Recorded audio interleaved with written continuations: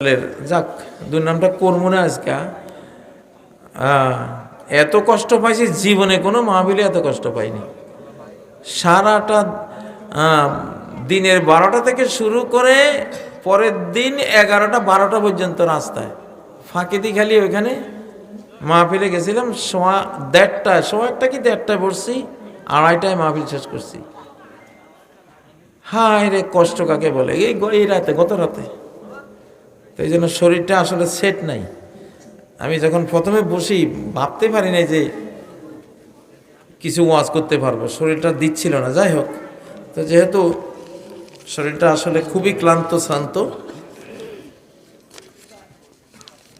আমরা যখন এই ওয়াজের চেয়ারে বা মিম্বরে বসি তখন আমরা শুধু আল্লাহকেই দেখি। কে দুনিয়ার কে সামনে আছে, কে নাই, বা কে রাগ হইব, কে খুশি হইব, এগুলি আমাদের দেখার বিষয় না, আমরা দেখি না।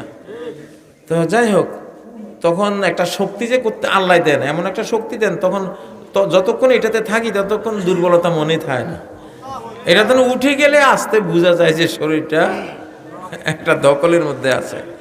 উঠলে পরে বোঝা যায়, আগে বোঝা যায় না। যাই হোক, আজকে আর লম্বা করব না। মাদ্রাসার কথা শুনলাম যে মাদ্রাসার আসলে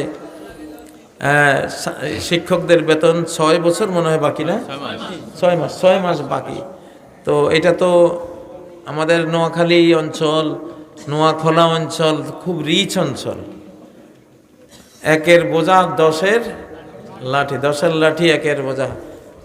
আসলে আমার মনে হয় 10 জন করে একটা ভাগ হয়ে, যে 10 জনে 1 মাস, আরো 10 জনে 1 মাস, 60 জন লোক তৈরি হলে 1 মাস করে বেতনটা হয়ে যায়। আজকে এই মাহফিলে কিছু আপনারা শরীক হয়ে যান না। এই মাহফিলে যখন আসছেন একটু ভালো করে 500 টাকা 1000 টাকা নোট কার কার পকেটে আছে আজকে আর বাড়িতে নিয়েন না।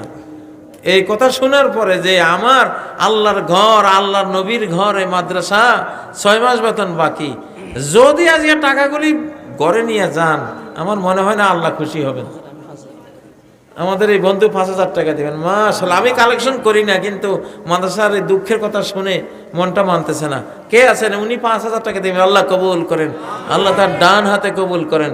আরো 2-1টা ঘোষণা শুনি না, যাও না, ঘোষণা আসুক না, কিছু একটু ভালো ঘোষণা।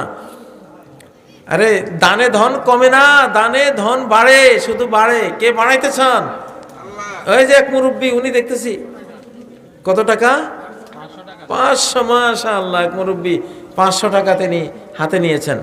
এই ছাত্ররা যাও, 500-1000 টাকা তাড়াতাড়ি, আমি একটু দোয়া করব, আপনারা তাড়াতাড়ি দিয়ে দেন ইনশাআল্লাহ। মা বোনরা যারা আছেন, মা বোনদের ওখানেও আপনারা, এত বড় একটা দুঃখের সংবাদ শুনলাম, আসলে প্রত্যেকে এগিয়ে আসা উচিত, প্রত্যেকেই দেয়া উচিত, প্রত্যেকের